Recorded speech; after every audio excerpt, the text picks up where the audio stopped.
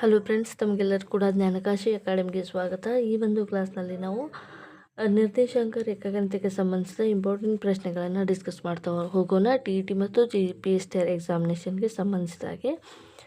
ಅದಕ್ಕೂ ಮೊದಲು ಇದೇ ಮೊದಲ ಬಾರಿಗೆ ನಮ್ಮ ಚಾನಲನ್ನು ವೀಕ್ಷಣೆ ಮಾಡ್ತಾಯಿದ್ರೆ ದಯವಿಟ್ಟು ಸಬ್ಸ್ಕ್ರೈಬ್ ಮಾಡ್ಕೊಳ್ಳಿ. ಸಬ್ಸ್ಕ್ರೈಬ್ ಮಾಡ್ಕೊಂಡು ಈ ಒಂದು ಚಾನಲಲ್ಲಿ ಅವೈಲೇಬಲ್ ಇರುವಂಥ ಮ್ಯಾಥ್ಸ್ ವಿಷಯಕ್ಕೆ ಸಂಬಂಧಿಸಿದ ಎಲ್ಲ ತರಗತಿಗಳನ್ನು ಕೂಡ ನಾವು ಮಾಡಿದ್ದೀವಿ. ಅಂದರೆ 8th 9th 10th ಎಲ್ಲ ಸಿಲೆಬಸನ್ನು ಕೂಡ ಕವರ್ ಮಾಡಿದ್ದೀವಿ. ನೋಡದೇ ಇರೋರು ಚಾನಲ್ ಪ್ಲೇಲಿಸ್ಟ್ಗೆ ಹೋಗಿ ವಿಸಿಟ್ ಮಾಡ್ಬೋದು.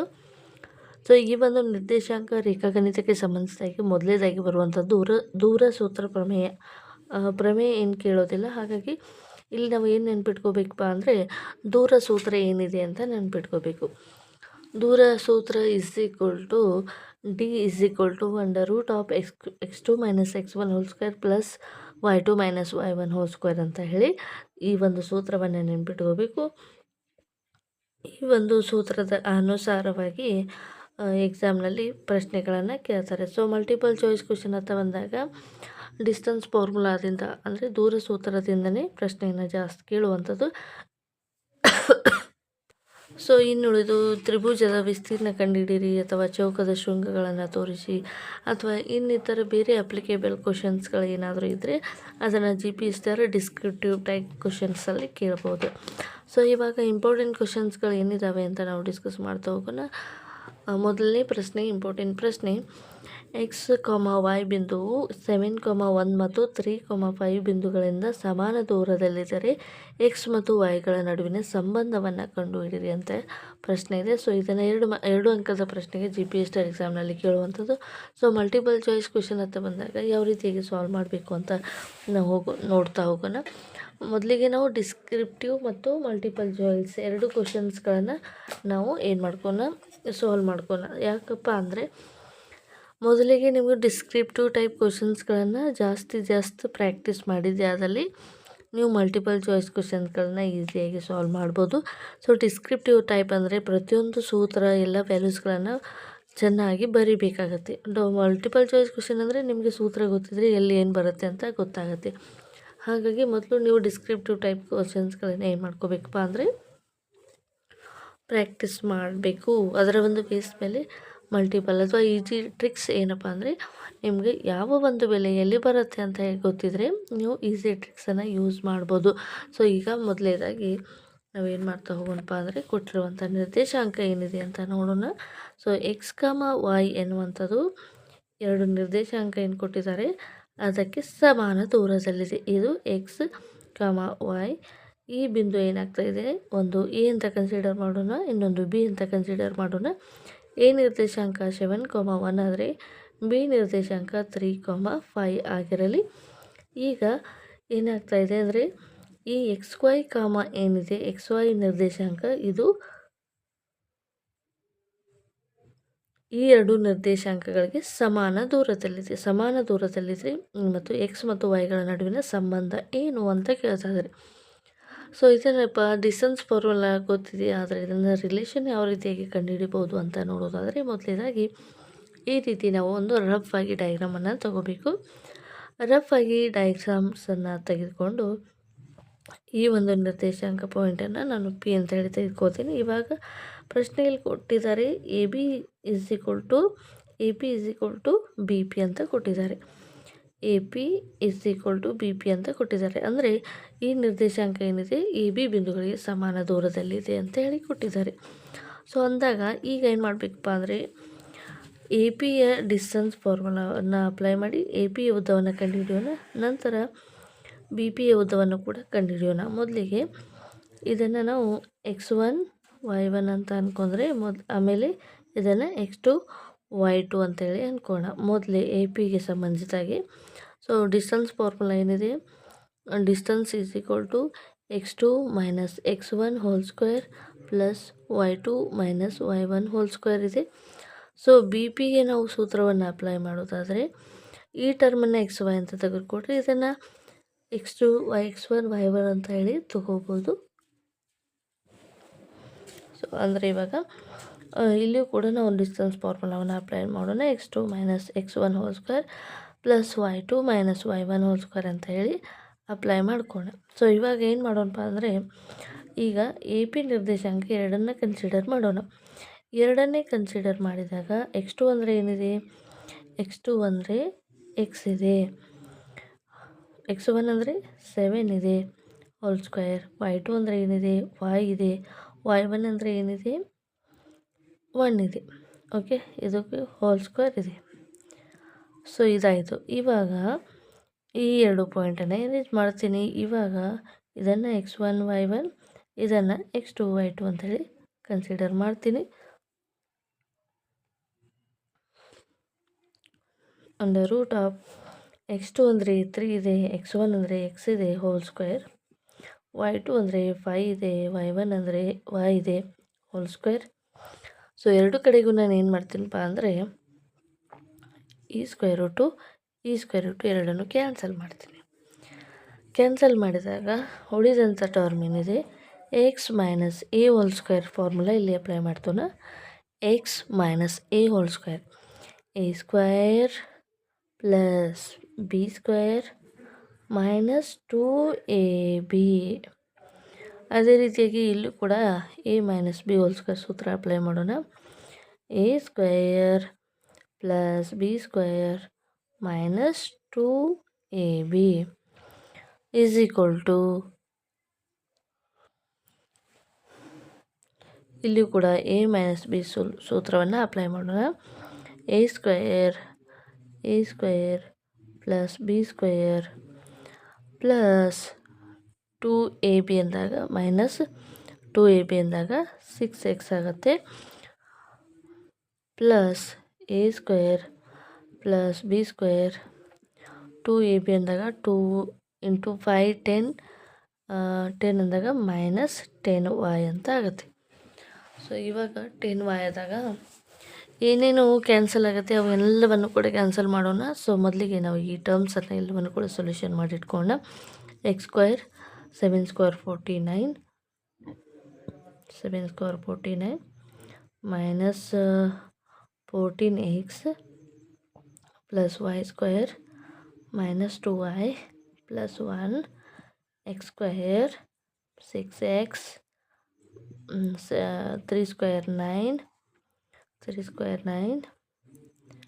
Plus y square next 10y minus 10y plus 5 square 25. So ಇವಾಗ ಏನೇನು ಕ್ಯಾನ್ಸಲ್ ಆಗುತ್ತೆ ನೋಡಿ, ಎಕ್ಸ್ ಸ್ಕ್ವೇರ್ ಕ್ಯಾನ್ಸಲ್ ಆಗುತ್ತೆ, y ಸ್ಕ್ವೇರ್ ಕ್ಯಾನ್ಸಲ್. ನೆಕ್ಸ್ಟ್ ಏನೇನು ಉಳಿಯುತ್ತೆ ನೋಡ್ಕೊಳ್ರಿ. ನೆಕ್ಸ್ಟು ಇಲ್ಲಿ ಪ್ಲಸ್ 49 ಇದೆ, ಇದು ಪ್ಲಸ್ 1 ಇದೆ, ಅದು 50 ಆಗುತ್ತೆ. ನೆಕ್ಸ್ಟ್ ಇಲ್ಲಿ ಮೈನಸ್ 14x ಇದೆ, ಈ ಕಡೆ ಮೈನಸ್ 6x ಇದೆ ಅಂದಾಗ 14xಲ್ಲಿ ಮೈನಸ್ 6ಅನ್ನು ಮೈನಸ್ ಮಾಡಿಬಿಡಿ. ಸೊ ಮೈನಸ್ ಮಾಡಿದಾಗ ಎಷ್ಟಾಗುತ್ತೆ ನಮಗೆ, 8x ಉಳಿಯುತ್ತೆ, ಮೈನಸ್ 8x ಉಳಿಯುತ್ತೆ. ಈ ಕಡೆ ಮೈನಸ್ 2y ಇದೆ, ಈ ಕಡೆ ಮೈನಸ್ 10y ಇದೆ. ಸೊ ಇವಾಗ ಮೈನಸ್ ಮಾಡಿದಾಗ ಮೈನಸ್ 8y ಸಿಗುತ್ತೆ ನಮಗೆ, ಮೈನಸ್ 8y ಸಿಗುತ್ತೆ. ಸೊ ಇಲ್ಲಿ ಪ್ಲಸ್ 9 ಇದೆ, ಇಲ್ಲಿ ಪ್ಲಸ್ 9 ಇದೆ, ಇಲ್ಲಿ ಪ್ಲಸ್ 25 ಇದೆ. ಈಗ ಮೈನಸ್ ಪ್ಲಸ್ 30 25 ಪ್ಲಸ್ 9 ಅಂತಂದಾಗ 34 ಆಗುತ್ತೆ. ಓಕೆ, 34 ಆಯಿತು. ಇವಾಗ ಈ ಟರ್ಮು ಹೋಯಿತು, ಈ ಟರ್ಮು ಹೋಯಿತು, ಎಲ್ಲವನ್ನು ಕೂಡ ಹೋಯಿತು. ಇವಾಗ ಏನು ಮಾಡಬೇಕಪ್ಪ ಅಂದರೆ 50 ಮೈನಸ್ 8x ಮೈನಸ್ 8y, 34ಅನ್ನು ಕೂಡ ಈ ಕಡೆ ತೆಗೆದುಕೊಳ್ಳೋಣ, 34 ಈಕ್ವಲ್ ಟು 0. ಈಗ 50ಯಲ್ಲಿ 34ಅನ್ನು ಏನು ಮಾಡಬೇಕು, ಮೈನಸ್ ಮಾಡಬೇಕು. 50ಯಲ್ಲಿ 34ಅನ್ನು ಮೈನಸ್ ಮಾಡಬೇಕು. ಅವಾಗ ಎಷ್ಟು ಉಳಿಯುತ್ತೆ, 6 1 ಅಂದರೆ 50 ಮೈನಸ್ 34 ಅಂದಾಗ 16 ಉಳಿಯುತ್ತೆ. 16 ಉಳಿಯುತ್ತೆ, ಪ್ಲಸ್ 16 ಉಳಿಯುತ್ತೆ. ಓಕೆನಾ, ಅಂದಾಗ 50ಯಲ್ಲಿ 34ಅನ್ನು ಮೈನಸ್ ಮಾಡಿ, ಆವಾಗ -8x -8y ಇದು ಪ್ಲಸ್ ಅಂತಂದಾಗ ಇದು +16 = 0 ಉಳಿಯುತ್ತೆ. ಇವಾಗ ಏನು ಮಾಡ್ತೀನಪ್ಪ ಅಂದರೆ -8x -8 ಕಾಮನ್ ತೆಗಿತೀನಿ. ಈ ಟರ್ಮಿಂದ -8 ಕಾಮನ್ ತೆಗಿತೀನಿ. ಆವಾಗ ಎಕ್ಸ್ ನೋಡಿ ಇಲ್ಲಿ -2y ಇದೆ, ಇದು -10y ಇದೆ. ಇದು 10 ಈ ಕಡೆ ಬಂದಾಗ ಇದು ಪ್ಲಸ್ 10y ಆಗುತ್ತೆ. +10ನಲ್ಲಿ 2 ಮೈನಸ್ ಮಾಡಿದಾಗ ಏನಾಗುತ್ತೆ 8 ಬರುತ್ತೆ. ಇದು ಪ್ಲಸ್ ಆಗಿರುತ್ತೆ. ಇಲ್ಲಿ ಪ್ಲಸ್ ಆದಾಗ ಮೈನಸನ್ನು ನಾವು ಹೊರಗಡೆ ತೆಗೆದಾಗ ಎಕ್ಸ್ ಮೈನಸ್ ವೈ ಪ್ಲಸ್ ಇಲ್ಲೂ ಕೂಡ ಮೈನಸ್ ಬರುತ್ತೆ. ಸೊ ಮೈನಸ್ ಅಂದಾಗ ಇದು ಮೈನಸನ್ನು ಹೊರಗಡೆ ತೆಗೆದಾಗ -2 = 0 ಅಂತ ಬರುತ್ತೆ. ಸೊ ಇವಾಗ ಏನು ಮಾಡಬೇಕಪ್ಪ ಅಂದರೆ ನಾವು -8 ನೆಗ್ಲಿಜಿಬಲ್ ಮಾಡೋಣ. ಸೊ ಎಕ್ಸ್ -2 = 0 ಅಂತ ಇದೆ. ಇವಾಗ ಎಕ್ಸ್ -y = 2 ಅಂತ ಈಕ್ವೇಷನ್ ಬರುತ್ತೆ. ಸೊ ಇದು ಎಕ್ಸ್ ಮತ್ತು ವೈಗಳ ನಡುವೆ ಇರುವಂಥ ರಿಲೇಷನ್ ಆಗಿರುತ್ತೆ. ಈ ರೀತಿಯಾಗಿ ಎರಡು ನಿರ್ದೇಶಾಂಕವನ್ನು ಕೊಟ್ಟಾಗ ಒಂದು ಸಮೀಕರಣವನ್ನು ಯಾವ ರೀತಿಯಾಗಿ ಕಂಡುಹಿಡಿಬೇಕು ಅನ್ನುವಂಥದ್ದನ್ನು ತಿಳಿಸ್ಕೊಟ್ಟಿದ್ದೀವಿ. ಸೊ ಮುಂದಿನ ಒಂದು ಇಂಪಾರ್ಟೆಂಟ್ ಕ್ವೆಶನ್ ಏನಿದೆ ಅಂತ ನೋಡ್ತಾ ಹೋಗೋಣ. ಓಕೆ, ಇವಾಗ ಏನು ಪ್ರಶ್ನೆ ಸಾಲ್ವ್ ಮಾಡಿದ್ವಿ ಅದನ್ನು GPSR ಎಕ್ಸಾಮ್ಗೆ ಸಂಬಂಧಿಸಿದಾಗೆ ಅದು ಇಂಪಾರ್ಟೆಂಟ್ ಆಗಿತ್ತು. ಸೊ ಇನ್ನೊಂದು ಇಂಪಾರ್ಟೆಂಟ್ ಪ್ರಶ್ನೆ ಏನಪ್ಪ ಅಂದರೆ ಇದು ಸುಮಾರು ಸಾರಿ ಎಕ್ಸಾಮ್ನಲ್ಲಿ ಕೇಳಿದ್ದಾರೆ. ಈ ರೀತಿಯಾದ ಪ್ರಶ್ನೆಗಳನ್ನು ಸುಮಾರು ಸಾರಿ ಎಕ್ಸಾಮ್ನಲ್ಲಿ ಕೇಳಿದ್ದಾರೆ. ಯಾವ ರೀತಿಯಾಗಿ ಪ್ರಶ್ನೆಯನ್ನು ಕೇಳ್ತಾರಪ್ಪ ಅಂದರೆ ಎ ನಿರ್ದೇಶಾಂಕವನ್ನು ಕೊಟ್ಟಿದ್ದಾರೆ, ಬಿ ನಿರ್ದೇಶಾಂಕವನ್ನು ಕೊಟ್ಟಿದ್ದಾರೆ. ಎ ಮತ್ತು ಬಿ ಬಿಂದುಗಳನ್ನು ಸಮಾನ ದೂರದಲ್ಲಿರುವ y ಅಕ್ಷದ ಮೇಲಿನ ಒಂದು ಬಿಂದುವನ್ನು ಕಂಡುಹಿಡಿಯಿರಿ ಅನ್ನುವಂಥ ಪ್ರಶ್ನೆಯನ್ನು ಕೇಳ್ತಾರೆ. ಸೊ ಈ ರೀತಿಯಾಗಿ ಕೊಟ್ಟಾಗ ನಾವು ಏನು ಕಂಡುಹಿಡಿಬೇಕಪ್ಪ ಅಂದರೆ y ಬೆಲೆಯನ್ನು ಕಂಡುಹಿಡಿಬೇಕಾಗತ್ತೆ. ಸೊ ಇಲ್ಲಿ y ಅಕ್ಷ ಅಂತ ಕೊಟ್ಟಿದ್ದಾರೆ. ಕೆಲವೊಂದು ಸಾರಿ ಇಲ್ಲಿ x ಅಕ್ಷದ ಮೇಲೆ ಅಂತ ಕೂಡ ಕೇಳ್ಬೋದು. x ಅಕ್ಷದ ಮೇಲೆ ಕೇಳಿದ್ದಾರೆ ಪ್ರಶ್ನೆ ಸುಮಾರು ಸಾರಿ ಪ್ರೀವಿಯಸ್ ಎಕ್ಸಾಮಲ್ಲಿ ಕೇಳಿದ್ದಾರೆ. ಸೊ ಈ ರೀತಿಯಾಗಿ ಪ್ರಶ್ನೆ ಬಂದಾಗ ಯಾವ ರೀತಿಯಾಗಿ ಸಾಲ್ವ್ ಮಾಡಬೇಕು ಅಂತ ನೋಡ್ತಾ ಹೋಗೋಣ. ಸೊ ಇಲ್ಲಿ ನಾನು ಸುಮ್ಮನೆ ಬರೆದು ಟೈಮ್ ವೇಸ್ಟ್ ಮಾಡೋದಿಲ್ಲ. ಇಲ್ಲಿ ಏನೇನು ಕೊಟ್ಟಿದ್ದಾರೆ, ಯಾವ ರೀತಿಯಾಗಿ ಸಾಲ್ವ್ ಮಾಡಬೇಕು ಅನ್ನೋದನ್ನು ನೋಡ್ತಾ ಹೋಗೋಣ. ಸೊ ಎರಡು ಎ ಪಿ ಮತ್ತು ಬಿ ಪಿ ಸಮಾನ ದೂರದಲ್ಲಿ ತಿಂದಾಗ ಡಿಸ್ಟೆನ್ಸ್ ಫಾರ್ಮುಲಾವನ್ನು ಅಪ್ಲೈ ಮಾಡಿದಾಗ ಅವೆರಡೂ ಕೂಡ ಈಕ್ವಲ್ ಆಗಿ ಬರುತ್ತೆ. ಅದನ್ನು ನಾವು ನೋಡೋದಿಲ್ಲ. ಸೊ ಇಲ್ಲಿ y ಅಕ್ಷದ ಮೇಲೆ ಅಂತೇಳಿ ಕೊಟ್ಟಿದ್ದಾರೆ. y ಅಕ್ಷದ ಮೇಲೆ ಅಂತಂದಾಗ ಇಲ್ಲಿ x ಅಕ್ಷ ಯಾವಾಗಲೂ 0 ಆಗಿರುತ್ತೆ. ನೆನ್ಪಿಟ್ಕೋಬೇಕು. y ಅಕ್ಷ ಕೊಟ್ಟಿದ್ರೆ x ಅಕ್ಷ 0 ಇರುತ್ತೆ, ಅಥವಾ x ಅಕ್ಷನ ಕೊಟ್ಟಿದ್ರೆ y ಅಕ್ಷ 0 ಆಗಿರುತ್ತೆ. ಇದು ಪಾಯಿಂಟ್ ನೆನ್ಪಿಟ್ಕೋಬೇಕು. ಮಲ್ಟಿಪಲ್ ಚಾಯ್ಸ್ ಕ್ವೆಶನನ್ನು ಕೇಳಿದಾಗ ಏನಂತ ಕೇಳ್ಬೋದಪ್ಪ ಅಂದರೆ ಎರಡು ನಿರ್ದೇಶಾಂಕಗಳು y ಅಕ್ಷದ ಮೇಲೆ ಒಂದು ಬಿಂದುವನ್ನು y ಅಕ್ಷದ ಮೇಲಿನ ಒಂದು ಬಿಂದುವನ್ನು ಕಂಡುಹಿಡಿಯೋದಾದರೆ x ಅಕ್ಷ ಏನಾಗಿರುತ್ತೆ 0 ಆಗಿರುತ್ತೆ, 1 ಆಗಿರುತ್ತೆ, 2 ಆಗಿರುತ್ತೆ, ಅಥವಾ ಈಕ್ವಲ್ ಆಗಿರುತ್ತೆ. ಈ ರೀತಿಯಾಗಿ ಪ್ರಶ್ನೆಗಳನ್ನು ಕೇಳ್ಬೋದು. ಸೊ ಈ ರೀತಿಯಾಗಿ ಕೊಟ್ಟಾಗ ನಿಮಗೆ ನೆನಪಿರಬೇಕು, y ಅಕ್ಷದ ಮೇಲಿನ ಒಂದು ಬಿಂದು ಅಂತಂದಾಗ ಅಲ್ಲಿ x ಅಕ್ಷ ಯಾವಾಗಲೂ 0 ಆಗಿರುತ್ತೆ. y ಇದು ಯಾವ ಒಂದು ರೂಪದಲ್ಲಿರುತ್ತೆ ಅಂದರೆ x0, y ರೂಪದಲ್ಲಿರುತ್ತೆ. ಯಾಕಂದರೆ x ಅಕ್ಷ 0 ಇರುತ್ತೆ. ಹಾಗಿದ್ದಾಗ ಇಲ್ಲಿ P0y ಅಂತಾದರೆ ಎ ಬಿ ನಿರ್ದೇಶಾಂಕಗಳಿಂದ ಇದು ಸಮಾನ ದೂರದಲ್ಲಿ ಇರುತ್ತೆ. ಅಂದರೆ ನಾವು ಈ ರೀತಿಯಾಗಿ ಒಂದು ತೆಗೆದುಕೊಂಡಾಗ, ಈಗ ಒಂದು ರೇಖೆಯನ್ನು ತೆಗೆದುಕೊಂಡಾಗ ಪಿ ಅಕ್ಷ ಏನಾಗಿದೆ 0, y ಇದೆ. ಎ ನಿರ್ದೇಶಾಂಕವನ್ನು ಕೊಟ್ಟಿದ್ದಾರೆ, ಬಿ ನಿರ್ದೇಶಾಂಕವನ್ನು ಕೊಟ್ಟಿದ್ದಾರೆ. ಎ ನಿರ್ದೇಶಾಂಕ 6, 5 ಇದೆ. ಬಿ ನಿರ್ದೇಶಾಂಕ ಎಷ್ಟಿದೆ -4, 3 ಅಂತ ಇದೆ. ಸೊ ಇವಾಗ ಎಕ್ಸ್ ಏನಿದೆ 0 ಇದೆ. ಸೊ ಈ ಎರಡು ಫಾರ್ಮುಲಾವನ್ನು ತೆಗೆದುಕೋಬೇಕು. ಇವೆರಡು ಫಾರ್ಮುಲಾವನ್ನು ತೆಗೆದುಕೊಂಡಾಗ ಏನು ಮಾಡಬೇಕಪ್ಪ ಅಂದರೆ ಇವೆರಡು ಫಾರ್ಮುಲಾವನ್ನು ತೆಗೆದುಕೊಂಡಾಗ ಡಿಸ್ಟೆನ್ಸ್ ಫಾರ್ಮುಲಾವನ್ನು ಅಪ್ಲೈ ಮಾಡ್ಕೋಬೇಕು. ನಂತರ ಈ ಎರಡು ನಿರ್ದೇಶಾಂಕವನ್ನು ತೆಗೆದುಕೊಂಡು ಡಿಸ್ಟೆನ್ಸ್ ಫಾರ್ಮುಲಾವನ್ನು ಅಪ್ಲೈ ಮಾಡ್ಕೋಬೇಕು. ಆವಾಗ y ಬೆಲೆಯನ್ನು ನಾವು ಈಸಿಯಾಗಿ ಕಂಡುಹಿಡ್ಬೋದು. ಸೊ ಯಾವ ರೀತಿಯಾಗಿ ಅಂತ ಇಲ್ಲಿ ನೋಡ್ತಾ ಹೋಗೋಣ. ಸೊ ಇಲ್ಲಿ ಮೊದಲಿಗೆ ಏನು ಮಾಡಿದ್ದಾರಪ್ಪ ಅಂದರೆ ಪಿ ಎ ನಿರ್ದೇಶಾಂಕವನ್ನು ತೆಗೆದುಕೊಂಡಿದ್ದಾರೆ. ಇದು ಪಿ ಎ ನಿರ್ದೇಶಾಂಕಕ್ಕೆ ದೂರ ಸೂತ್ರವನ್ನು ಅಪ್ಲೈ ಮಾಡಿದ್ದಾರೆ. ಅದೇ ರೀತಿಯಾಗಿ ಇಲ್ಲಿ ಪಿ ಬಿ ನಿರ್ದೇಶಾಂಕಕ್ಕೆ ದೂರ ಸೂತ್ರವನ್ನು ಅಪ್ಲೈ ಮಾಡಿದ್ದಾರೆ. ಇದು ನೋಡಿ a-b² ಸೂತ್ರವನ್ನು ಅಪ್ಲೈ ಮಾಡಿದ್ದಾರೆ.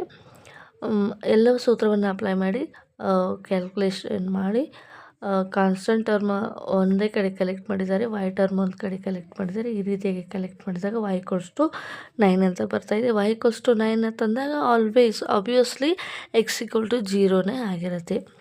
ಸೊ ಈ ರೀತಿಯಾಗಿ ಕಂಡುಹಿಡಿಬೋದು. ಈಗ ಪ್ರೀವಿಯಸ್ ಏನು ಕ್ವಶನನ್ನು ನಾವು ಡೀಟೇಲಾಗಿ ಸಾಲ್ವ್ ಮಾಡಿದ್ದೀವಿ, ಅದೇ ರೀತಿಯಾಗಿ ಕೂಡ ಇದನ್ನು ಸಾಲ್ವ್ ಮಾಡಿ y ಬೆಲೆಯನ್ನು ಕಂಡುಹಿಡ್ಕೋಬೇಕು. ಸೊ ನಿರ್ದೇಶಾಂಕ ಇದು ಈ ರೀತಿಯಾಗಿ ಮಲ್ಟಿಪಲ್ ಚಾಯ್ಸ್ಗೂ ತುಂಬಾ ಪ್ರಶ್ನೆಗಳನ್ನು ಕೇಳ್ಬೋದು ಈ ಒಂದು ಚಾಪ್ಟರ್ ಮೇಲೆ. ಸೊ ಅದಕ್ಕಾಗಿ ಇದು ತುಂಬಾ ಇಂಪಾರ್ಟೆಂಟ್ ಪ್ರಶ್ನೆ. ಸೊ ಇದರ ಸಾಲ್ವ್ ಮಾಡಿರುವಂಥ ಕ್ವಶನ್ಸ್ಗಳ ಬಗ್ಗೆ ನಾವು ಜಾಸ್ತಿ ಕಾನ್ಸಂಟ್ರೇಟ್ ಮಾಡೋದು ಬೇಡ. ಸೊ ಎಕ್ಸಸೈಸಲ್ಲಿರುವಂಥ ಕ್ವಶನ್ಸ್ಗಳನ್ನು ಕಾನ್ಸಂಟ್ರೇಟ್ ಮಾಡೋಣ. ಸೊ ಮಾಡೆಲ್ ಎಕ್ಸಾಂಪಲ್ಗಳು ಕೂಡ ತುಂಬಾ ಇಂಪಾರ್ಟೆಂಟು. ನೇರವಾಗಿ ಅಲ್ಲಿಂದನೇ ಪ್ರಶ್ನೆಗಳನ್ನು ಕೆಲವೊಂದು ಸಾರಿ ತೆಗೆದುಕೊಂಡಿದ್ದಾರೆ. ಹಾಗೆ ಎಕ್ಸಸೈಸ್ ಪ್ರಶ್ನೆಯನ್ನು ಕೂಡ ನಾವು ನೋಡ್ತಾ ಹೋಗೋಣ. ಮೊದಲನೇದಾಗಿ ಎಕ್ಸಸೈಸ್ನಲ್ಲಿ ಮೊದಲನೇ ಪ್ರಶ್ನೆ ಏನಿದೆ ಅಂದರೆ, ಈ ಕೆಳಗೆ ಕೊಟ್ಟಿರುವ ಬಿಂದುಗಳ ಜೋಡಿಯನ್ನು ಸಮಾನ ದೂರವನ್ನು ಕಂಡುಹಿಡಿಯಿರಿ ಅಂತ ಇದೆ.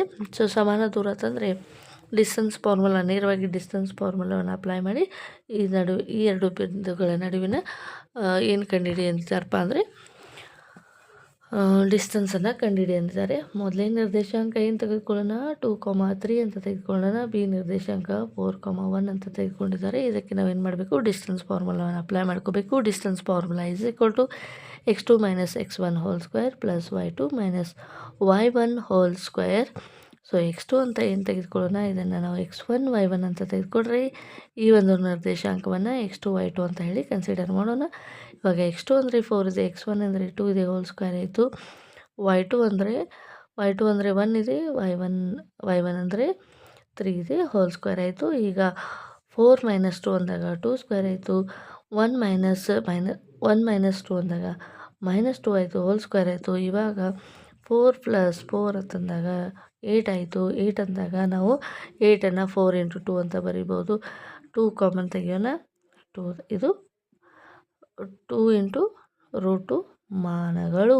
ಈ ರೀತಿಯಾಗಿ ನಾವು ವಿತಿನ್ 1 ಮಿನಿಟಲ್ಲಿ ಮಲ್ಟಿಪಲ್ ಚಾಯ್ಸ್ ಕ್ವಶನ್ಗೆ ಸಂಬಂಧಿಸಿದಾಗೆ ಈ ರೀತಿಯಾಗಿ ಸಾಲ್ವ್ ಮಾಡ್ಬೋದು. ಮಲ್ಟಿಪಲ್ ಚಾಯ್ಸ್ ಕ್ವಶನ್ ಅಂದರೆ ಈ ರೀತಿಯಾಗಿ x1 y1 ಈ ರೀತಿಯಾಗಿ ಡಿಸ್ಟೆನ್ಸ್ ಫಾರ್ಮುಲಾವನ್ನು ಬರ್ಕೊತ ಕೂಡಬಾರ್ದು. ಡಿಸ್ಟೆನ್ಸ್ ಫಾರ್ಮುಲಾ ನಿಮ್ಮ ಮನಸ್ಸಲ್ಲಿ ಗೊತ್ತಿರಬೇಕು.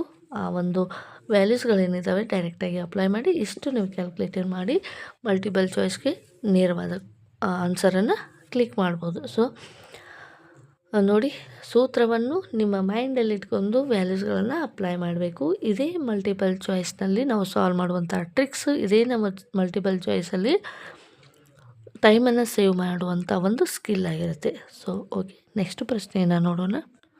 ಸೊ ನಿರ್ದೇಶಾಂಕ ಈ ಒಂದು ಚಾಪ್ಟರಲ್ಲಿ ಇನ್ನೊಂದು ಮುಖ್ಯವಾಗಿರುವಂಥ ಇಂಪಾರ್ಟೆಂಟ್ ಕ್ವಶನ್ ಏನಪ್ಪ ಅಂದರೆ, GPS ಎಕ್ಸಾಮ್ಗೆ ತುಂಬಾ ಇಂಪಾರ್ಟೆಂಟು. ಮಲ್ಟಿಪಲ್ ಚಾಯ್ಸಲ್ಲಿ ಈ ರೀತಿಯಾಗಿ ಪ್ರಶ್ನೆಯನ್ನು ಕೇಳೋದಿಲ್ಲ. ಸೊ ಆದರೂ ಕೂಡ ನಾವು ಈಗ ಇದನ್ನು ಡಿಸ್ಕಸ್ ಮಾಡೋಣ. ಏನಪ್ಪ ಅಂದರೆ 1,5 2,3 -2, -1 ಎಂಬ ಬಿಂದುಗಳು ಸರಳ ರೇಖಾಗತವೇ ಎಂದು ನಿರ್ಣಯಿಸಿ ಅಂತ ಪ್ರಶ್ನೆ ಇದೆ. ಸೊ ಹೀಗಿದ್ದಾಗ ನಾವು ಯಾವ ರೀತಿಯಾಗಿ ಸಾಲ್ವ್ ಮಾಡಬೇಕು, ಏನನ್ನು ಎಚ್ಚರ ವಹಿಸಿ ನಾವು ಇಲ್ಲಿ ತಗೋಬೇಕು, ಯಾವ ರೀತಿಯಾಗಿ ಸಾಲ್ವ್ ಮಾಡಬೇಕು ಅಂತ ಡೀಟೇಲಾಗಿ ಡಿಸ್ಕಸ್ ಮಾಡ್ತಾ ಹೋಗೋಣ. ಈಗ ಮೊದಲನೇದಾಗಿ ಏನು 3 ನಿರ್ದೇಶಾಂಕವನ್ನು ಕೊಟ್ಟಿದ್ದಾರೆ ನಮಗೆ. ಓಕೆ, 3 ನಿರ್ದೇಶಾಂಕ ಅಂದರೆ ಒಂದು ಎ ಅಂತ ತಗೋಣ, 1,5. ಇನ್ನೊಂದು ಬಿ ನಿರ್ದೇಶಾಂಕ ಅದು 2,3. ಇನ್ನೊಂದು ಸಿ ನಿರ್ದೇಶಾಂಕ -2 -11 ಅಂತ ಇದೆ. ಈ 3 ಬಿಂದುಗಳು ಸರಳ ರೇಖಾಗತವೇ. ಸರಳ ರೇಖಾಗತ ಅಂದರೆ ಸರಳ ರೇಖೆಯಲ್ಲಿ ಇದ್ದಾವ ಅಂತ ಹೇಳಿ ಕೇಳ್ತಾ ಇದ್ದಾರೆ. ಸೊ ಈ 3 ರೇಖೆಗಳು ಸರಳ ರೇಖೆಯಲ್ಲಿ ಇದ್ದಾವ ಇಲ್ವಾ ಅಂತ ಯಾವ ರೀತಿಯಾಗಿ ನಾವು ಚೆಕ್ ಮಾಡ್ಕೋಬೇಕು. ಮೊದಲನೇದಾಗಿ ನಾವು ಏನು ಮಾಡಬೇಕಪ್ಪ ಅಂದರೆ ಎ ಮತ್ತು ಬಿನ ನಡುವಿನ ಡಿಸ್ಟೆನ್ಸನ್ನು ಕಂಡುಹಿಡ್ಕೋಬೇಕು. ಎ ಮತ್ತು ಬಿ ನಡುವಿನ ಡಿಸ್ಟೆನ್ಸನ್ನು ಕಂಡುಹಿಡ್ಕೋಬೇಕು. ಡಿಸ್ಟೆನ್ಸ್ ಫಾರ್ಮುಲಾವನ್ನು ಅಪ್ಲೈ ಮಾಡ್ತೀನಿ ಡೈರೆಕ್ಟಾಗಿ ನಾನು. x2 - x1 2 + y2 - y1 2 ಅಂತ. ಸೊ x2 ಅಂದರೆ 2 ಬರುತ್ತೆ, x2 ಅಂದರೆ 2, x1 ಅಂದರೆ 1 2, y2 ಅಂದರೆ 3, y1 ಅಂದರೆ -5 2 = 2 - 1 1 2 ಮತ್ತು 3 - 2 ಅಂದರೆ -2 2. ಸೊ ಇವಾಗ ನೋಡಿ 1 ² 1 -2 ಸ್ಕ್ವೇರ್ 4 ಅಂದರೆ ಇದು ಎಷ್ಟು ಬರುತ್ತೆ √5 ಬರುತ್ತೆ. ಓಕೆನಾ. ಇದು ಯಾವ ಡಿಸ್ಟೆನ್ಸು ಎ ಬಿ ಡಿಸ್ಟೆನ್ಸು. ಮುಂದೆ ನನಗೇನು ಮಾಡ್ತೀನಪ್ಪ ಅಂದರೆ ಬಿ ಸಿ ಡಿಸ್ಟೆನ್ಸನ್ನು ಕ್ಯಾಲ್ಕುಲೇಟ್ ಮಾಡ್ತೀನಿ. ಬಿ ಸಿ ಡಿಸ್ಟೆನ್ಸನ್ನು ಕ್ಯಾಲ್ಕುಲೇಟ್ ಮಾಡಿ ಇದೇ ಒಂದು ಸೂತ್ರವನ್ನು ಅಪ್ಲೈ ಮಾಡ್ತೀನಿ. x2 ಅಂದರೆ -2 ಇದೆ, x1 ಅಂದರೆ 2 ಇದೆ. ಫಾರ್ಮುಲಾದಲ್ಲಿ ಮೈನಸ್ ಇರೋದ್ರಿಂದ -2 ತೊಗೋತೀನಿ ಹೋಲ್ ಸ್ಕ್ವೇರ್. ಸೊ ಇಲ್ಲಿ ಏನು ತೊಗೋತೀನಪ್ಪ ಅಂದರೆ y2 ಅಂದರೆ -11 ಇದೆ, y1 ಅಂದರೆ 3 ಇದೆ. ಸೂತ್ರದಲ್ಲಿ ಮೈನಸ್ ಇರೋದ್ರಿಂದ -3 ತೊಗೋತೀನಿ. ಇವಾಗ -4 ಹೋಲ್ ಸ್ಕ್ವೇರ್. ಸೊ ಇವಾಗ ಮೈನಸ್ ಪ್ಲಸ್ ಆಗುತ್ತೆ, ಹಾಗಾಗಿ 14 ಸ್ಕ್ವೇರ್. ಸೊ ಇವಾಗ ಸ್ಕ್ವೇರ್ ಮಾಡೋಣ. 14 ಸ್ಕ್ವೇರ್ ಅಂದಾಗ 196. ಎರಡನ್ನೂ ಕೂಡಿದಾಗ ಎಷ್ಟು ಬರುತ್ತೆ ಅಂದರೆ 196 ಪ್ಲಸ್ 16 ಅಂದಾಗ ಇದು 12, 10, 11, 112 ಬರುತ್ತೆ. ಓಕೆ, ಎಷ್ಟು ಬರುತ್ತೆ 112. ಓಕೆ, ಇದು 212 ಬರ್ತಾಯಿದೆ, 212 ಬರ್ತಾಯಿದೆ. ಯಾವುದು ಬಿ ಸಿ. ಓಕೆ, ಈಗ ಎ ಬಿ ಎಷ್ಟು ಬಂತು 5 ಬಂತು, ಬಿ ಸಿ ಎಷ್ಟು ಬಂತು 212 ಬಂತು. ಇವಾಗ ಏನು ಮಾಡಬೇಕಪ್ಪ ಅಂದರೆ ಇವಾಗ ಎ ಸಿಯ ಡಿಸ್ಟೆನ್ಸನ್ನು ಕಂಡುಹಿಡಬೇಕು. ಯಾವುದು A C distance. A C ಡಿಸ್ಟೆನ್ಸನ್ನು ಕಂಡುಹಿಡಿದಾಗ ಇಲ್ಲಿ ಡೈರೆಕ್ಟ್ ನಾನು ಡಿಸ್ಟೆನ್ಸ್ ಫಾರ್ಮುಲಾದಲ್ಲಿ ವ್ಯಾಲ್ಯೂಸ್ಗಳನ್ನು ಅಪ್ಲೈ ಮಾಡ್ತೀನಿ. x2 ಅಂದರೆ -2, x1 ಅಂದರೆ -1 ಹೋಲ್ ಸ್ಕ್ವೇರ್, y2 ಅಂದರೆ -11, y1 ಅಂದರೆ -5 ಹೋಲ್ ಸ್ಕ್ವೇರ್. ಸೊ ಇವಾಗ ನೋಡಿ -3 ಹೋಲ್ ಸ್ಕ್ವೇರ್ ಪ್ಲಸ್ ಇದು 11 ಪ್ಲಸ್ 5 ತಂದಾಗ -16 ಹೋಲ್ ಸ್ಕ್ವೇರ್ ಆಗುತ್ತೆ. ಸೊ ಇವಾಗ ನೋಡಿ ಇದು 9 ಆಗುತ್ತೆ. ಅಂದರೆ 16 ಸ್ಕ್ವೇರ್ ಅಂದರೆ 256 ಆಗುತ್ತೆ. ಸೊ ಎರಡನ್ನು ಕೂಡಿಸಿ 256 ಪ್ಲಸ್ 9 ಅಂದಾಗ ಇದು 15, ಇದು 6, 265 ಆಯಿತು. 265 ಆಯಿತು. ಸೊ ಈ ಮೂರು ರೇಖೆಗಳು ಏನಾಗ್ತಾ ಇದ್ದಾವೆ ಸರಳ ರೇಖಾಗತದಲ್ಲಿ ಇಲ್ಲ ಅಂಥೇಳಿ ನಾವು ಕನ್ಸಿಡರ್ ಮಾಡ್ತೀವಿ. ಹೇಗೆ ನಾವು ಸರಳ ರೇಖಾಗತ ಅಂತ ನೋಡೋದಾರೆ, ಈಗ A B plus B C = A C ಆಗಬೇಕು. ಆದರೆ ಇಲ್ಲಿ ಎ ಬಿ 5 ಇದೆ, ಬಿ ಸಿ 212 ಇದೆ, ಎ ಸಿ 265 ಬರ್ತಾಯಿದೆ. ಹಾಗಾಗಿ ಯಾವುದು ಕೂಡ ಸಮವಿಲ್ಲ. ಸೊ ಫಾರ್ ಎಕ್ಸಾಂಪಲು ನಾನು ಇದಕ್ಕೆ ಜನರಲ್ ಫಾರ್ಮುಲಾ ನಿಮಗೆ ಅಪ್ಲೈ ಮಾಡಿ ನೋಡೋದಾದರೆ, ಈಗ ಎ ಬಿ = 1 ಸೆಂಟಿಮೀಟರ್ ಇದೆ ಅಂತ ಅಂದ್ಕೋಣ, ಬಿ ಸಿ = 1 ಸೆಂಟಿಮೀಟರ್ ಇದೆ ಅಂತ ಅಂದ್ಕೋಣ. ಅಂದರೆ A B = 1 centimetre, B C = 1 centimetre ಅಂದಾಗ ಎ ಸಿ ಎಷ್ಟಿರುತ್ತೆ ಅಂದರೆ ನೀವು ಜನರಲಾಗಿ ಹೇಳಿ. ಎ ಸಿ ಜನರಲಾಗಿ ಎಷ್ಟಿರುತ್ತೆ 1 + 1 ಅಂದಾಗ ಇದು 2 ಬರಬೇಕು. ಹಾಗಾಗಿ ಇದನ್ನು ಮತ್ತು ಇದನ್ನು ಕೂಡಿಸಿದಾಗ ನಮಗೆ ಇಷ್ಟು ಆನ್ಸರ್ ಬರಬೇಕು. ಇದು ಬರ್ತಾ ಇಲ್ಲ. ಹಾಗಾಗಿ ಈ ಮೂರು ರೇಖೆಗಳು, ಈ ಮೂರು ಬಿಂದುಗಳು ಸರಳ ರೇಖಾಗತದಲ್ಲಿ ಇಲ್ಲ ಅಂಥೇಳಿ ನಾವು ಬರಿಬೋದು. ಓಕೆನಾ. ಈ ರೀತಿಯಾಗಿ ಸಾಲ್ವ್ ಮಾಡ್ಬೋದು. ಈ ರೀತಿಯಾಗಿ ಅಪ್ಲೈಡ್ ಕ್ವಶನ್ಸ್ಗಳನ್ನು ಏನು ಮಾಡ್ತಾರೆ ಅಂದರೆ ಎಕ್ಸಾಮ್ನಲ್ಲಿ ಕೇಳ್ತಾರೆ. ತುಂಬಾ ಇಂಪಾರ್ಟೆಂಟ್ ಪ್ರಶ್ನೆಗಳಿವು. ಸೊ ನೆಕ್ಸ್ಟ್ ಪ್ರಶ್ನೆಯನ್ನು ನೋಡೋಣ. ಓಕೆ, ಇವಾಗ 4ನೇ ಪ್ರಶ್ನೆಯನ್ನು ನೋಡೋಣ. 3 ನಿರ್ದೇಶಾಂಕಗಳನ್ನು ಕೊಟ್ಟಿದ್ದಾರೆ. ಒಂದು ಸಮದ್ವಿಬಾಹು ತ್ರಿಭುಜದ ಶೃಂಗ ಬಿಂದುಗಳಾಗಿವೆ ಎಂದು ಪರಿಶೀಲಿಸಿ ಅಂತ ಹೇಳ್ತಾ ಇದ್ದಾರೆ. ಸೊ ಈ ರೀತಿಯಾಗಿರುವಂಥ ಪ್ರಶ್ನೆಗಳನ್ನು ಯಾವ ರೀತಿಯಾಗಿ ಸಾಲ್ವ್ ಮಾಡಬೇಕಪ್ಪ ಅಂದರೆ, ಮೊದಲಿಗೆ ಇದನ್ನು ಎ ಪಾಯಿಂಟ್ ಅಂತ ಅಂದ್ಕೊಂಡ, ಇದನ್ನು ಬಿ ಪಾಯಿಂಟ್ ಅಂತ ಅಂದ್ಕೊಂಡ, ಇದನ್ನು ಸಿ ಪಾಯಿಂಟ್ ಅಂತ ಅಂದ್ಕೊಂಡ ಎ ಬಿ ಡಿಸ್ಟೆನ್ಸನ್ನು ಕಂಡುಹಿಡಿಯಬೇಕು. ನಂತರ ಬಿ ಸಿ ಡಿಸ್ಟೆನ್ಸನ್ನು ಕೂಡ ಕಂಡುಹಿಡಬೇಕು. ನಂತರ ಎ ಸಿ ಡಿಸ್ಟೆನ್ಸನ್ನು ಕೂಡ ಕಂಡುಹಿಡಬೇಕು. 3 ಡಿಸ್ಟೆನ್ಸನ್ನು ಕಂಡುಹಿಡಿದ ಮೇಲೆ 2 ಬಾಹುವಿನ ಡಿಸ್ಟೆನ್ಸ್ ಏನಾಗಿರ್ಬೇಕಪ್ಪ ಅಂದರೆ ಉದ್ದ, 2 ಬಾಹುವಿನ ಉದ್ದ ಅಂತಕ್ಕಂಥದ್ದು ಸೇಮ್ ಆಗಿರಬೇಕು. ಅಂದರೆ ಮಾತ್ರ ಸಮದ್ವಿಬಾಹು ತ್ರಿಭುಜ ಆಗಿರ್ತವೆ. ಸೊ ಇದನ್ನು ನಾನು ಸಾಲ್ವ್ ಮಾಡಿ ಹೇಳೋದಾದರೆ, ಓಕೆ, ನಾನು ಜನರಲ್ಲಾಗಿ ನಿಮಗೆ ಹೇಳ್ತೀನಿ. ಇದನ್ನು ನೀವು ಸಾಲ್ವ್ ಮಾಡಿ ಇದು ಸಮದ್ವಿಬಾಹು ತ್ರಿಭುಜ ಅಥವಾ ಇಲ್ಲ ಅಂತ ದಯವಿಟ್ಟು ಕಮೆಂಟ್ ಮಾಡಿ ತಿಳಿಸಿ ಅಂತ ಹೇಳ್ತೀನಿ. ಸೊ ಇವಾಗ ಈ ರೀತಿಯಾಗಿ ತ್ರಿಭುಜದ ಶೃಂಗಗಳಂತೆ ಕೊಟ್ಟಿದ್ದಾರೆ. ಎ ನಿರ್ದೇಶಾಂಕ ಅಂದರೆ 5, -2, ಬಿ ನಿರ್ದೇಶಾಂಕ ಅಂದರೆ 6, 4, ಸಿ ನಿರ್ದೇಶಾಂಕ ಅಂದರೆ 7, -2 ಅಂತ ಕೊಟ್ಟಿದ್ದಾರೆ. ಮೊದಲಿಗೆ ಎ ಬಿ ಡಿಸ್ಟೆನ್ಸನ್ನು ಕಂಡುಹಿಡಿಯಿರಿ, ಆಮೇಲೆ ಬಿ ಸಿ ಡಿಸ್ಟೆನ್ಸನ್ನು ಕಂಡುಹಿಡಿಯಿರಿ, ಆಮೇಲೆ ಎ ಸಿ ಡಿಸ್ಟೆನ್ಸನ್ನು ಕಂಡುಹಿಡಿಯಿರಿ. ಈಗ ಈ 3 ಡಿಸ್ಟೆನ್ಸಲ್ಲಿ ಯಾವುದಾದ್ರೂ 2 ಬಾಹುಗಳ ಉದ್ದ ಏನಾಗಿರಬೇಕು, ಸಮವಾಗಿರಬೇಕು. ಸಮದ್ವಿಬಾಹು ತ್ರಿಭುಜ ಅಂದರೆ ಏನು ಹೇಳುತ್ತೆ, ಯಾವುದೇ ತ್ರಿಭುಜದ ಒಂದು ತ್ರಿಭುಜದ 2 ಬಾಹುಗಳು ಸಮನಾಗಿದ್ದು ಇನ್ನೊಂದು ಬಾಹು ಬೇರೆಯಾಗಿದ್ದರೆ ಇದಕ್ಕೆ ಸಮದ್ವಿಬಾಹು ತ್ರಿಭುಜ ಅಂತೀವಿ. ಹಾಗಾಗಿ ಈಗ ಈ ಒಂದು 3 ಬಾಹುಗಳಲ್ಲಿ ಯಾವ 2 ಬಾಹುಗಳು ಸಮನಾಗಿದ್ದರೆ ಇದು ಸಮದ್ವಿಬಾಹು ತ್ರಿಭುಜ ಆಗಿರುತ್ತೆ. ಸೊ ಇದು ಸಮದ್ವಿಬಾಹು ತ್ರಿಭುಜ ಇದೆ ಇಲ್ವಾ ಅಂಥೇಳಿ ಎಕ್ಸಸೈಸ್ 7.1 ಅಂತ ಹಾಕಿ ನೀವು ಎಕ್ಸಸೈಸ್ 7.1 ಕ್ವಶನ್ ನಂಬರ್ 4 ಇದು ಐಸೋಸೆಲೆಸ್ ಟ್ರಯಾಂಗಲ್ ಅಥವಾ ಸಮದ್ವಿಬಾಹು ತ್ರಿಭುಜ ಅಂಥೇಳಿ ಕಮೆಂಟ್ ಮಾಡ್ಬೋದು. ದಯವಿಟ್ಟು ಕಮೆಂಟ್ ಮಾಡಿ ತಿಳಿಸಿ. ಸೊ ನೆಕ್ಸ್ಟ್ ಪ್ರಶ್ನೆಯನ್ನು ನೋಡೋಣ. ಮುಂದಿನ ಪ್ರಶ್ನೆ, ಕ್ಯೂನ ನಿರ್ದೇಶಾಂಕ 0,1 ಬಿಂದುವು, ಪಿನ ನಿರ್ದೇಶಾಂಕ 5, -3, ಆರ್ನ ನಿರ್ದೇಶಾಂಕ x, 6 ರಿಂದ ಸಮಾನ ದೂರದಲ್ಲಿದ್ದರೆ ಎಕ್ಸ್ನ ಬೆಲೆಯನ್ನು ಕಂಡುಹಿಡಿಯಿರಿ ಅಂತ ಪ್ರಶ್ನೆ ಇದೆ. ಸೊ ಈಗ ಎರಡು ಪ್ರಶ್ನೆಯನ್ನು ಕೇಳೋದಾದರೆ ಡಿಸ್ಕ್ರಿಪ್ಟಿವ್ ಟೈಪಲ್ಲಿ ಕೇಳ್ತಾರೆ. ಹಾಗಾಗಿ ಇಲ್ಲಿ ಎಕ್ಸ್ ಬೆಲೆಯನ್ನು ಕಂಡುಹಿಡಿಯಿರಿ ಅಂತಕ್ಕಂಥದ್ದು ಮಲ್ಟಿಪಲ್ ಚಾಯ್ಸಲ್ಲಿ ಕೇಳ್ಬೋದು. ಯಾವ ರೀತಿಯಾಗಿ ಇದನ್ನು ಸಾಲ್ವ್ ಮಾಡಬೇಕಪ್ಪ ಅಂದರೆ ಡಿಸ್ಟೆನ್ಸ್ ಫಾರ್ಮುಲಾವನ್ನು ಯೂಸ್ ಮಾಡ್ಕೋಬೇಕು. ಡಿಸ್ಟೆನ್ಸ್ ಫಾರ್ಮುಲಾವನ್ನು ಯಾವ ರೀತಿಯಾಗಿ ಯೂಸ್ ಮಾಡಬೇಕಪ್ಪ ಅಂದರೆ ಇಲ್ಲಿ ಕೊಟ್ಟಿರುವಂಥ ನಿರ್ದೇಶಾಂಕಗಳನ್ನು ಕರೆಕ್ಟಾಗಿ ನಾವು ಮೆಜರ್ಮೆಂಟಲ್ಲಿ ತಗೋಬೇಕು. ಈ ರೀತಿಯಾಗಿ PQR ಅಂತ ನಿರ್ದೇಶಾಂಕ ಇದೆ. ಪಿನ ನಿರ್ದೇಶಾಂಕ ಏನಿದೆ 5, -3 ಇದೆ. ಕ್ಯೂನ ನಿರ್ದೇಶಾಂಕ 0,1 ಇದೆ. ಆರ್ನ ನಿರ್ದೇಶಾಂಕ x, 6 ಇದೆ.